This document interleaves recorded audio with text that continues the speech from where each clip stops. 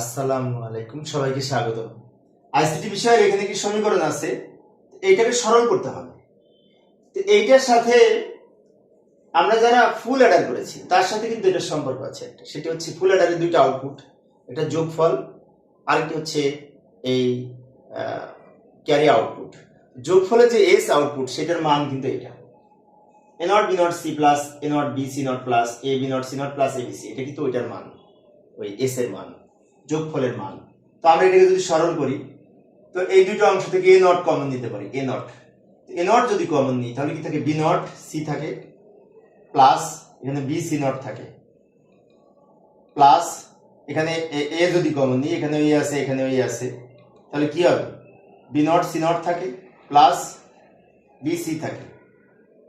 এবার এখন এ নট রেখে দিলাম, আর এইটা যদি আমরা যে A not B plus A B not সমান কিন্তু এ এক্সর বি, এইটা আমরা লিখতে পারি যে এখানে B not C plus B C not সমান বি এক্সর সি লিখতে পারি, প্লাস এ রেখে দিলাম। এখানে আবার এই B A B plus A not B not সমান কিন্তু বি এক্সর সি, অর্থাৎ এইটা সূত্র কিন্তু এইটা। তাহলে আমাদের এখানে একটা কাজ করতে পারি, ধরি এইটার সমান ওয়াই, এই যে ধরি এইটার মান বি এক্সর সি সমান আমি ওয়াই ধরলাম, তাহলে কি হলো, এইটার সাথে আমি ওয়াই লিখবো, কারণ এটা এ নট আর এটার মান আমি ওয়াই ধরেছি, এটার পরিবর্তে ওয়াই লিখলাম, প্লাস এ ইন্টু এটার ওয়াই নট হবে, তাহলে যে আমরা বি এক্সর সি সমান তো ওয়াই ধরেছি, তাহলে ওয়াই এর উপরে নটটা হবে।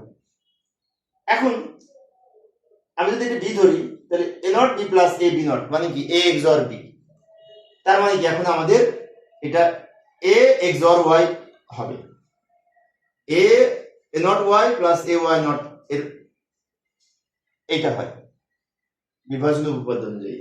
এখন আমরা পরের লাইনে ওয়াই এর মান লিখে দেবো, ওয়াইটা বাদ দিয়ে এ এক্সর লিখলাম, এই প্রতীকটার নাম এক্সর, ওয়াই বাদ দিয়ে এখন আমরা এটা লিখবো বি এক্সর সি। তাহলে আমরা কি পেলাম, এ এক্সর বি এক্সর সি, এটা কিন্তু ফুল অ্যাডারের একটা আউটপুট, ওইটার সাথে আমাদের মিল আছে, তো ফুল অ্যাডারের কিছু অংশ শেখা হলো। যাই হোক, এটা সরল করে আমরা এটা পাবো। তো প্রিয় শিক্ষার্থী বন্ধুরা, এই ছিল আজকের আলোচনা, পরের ক্লাসটি দেখার আমন্ত্রণ রইল, দেখা হবে।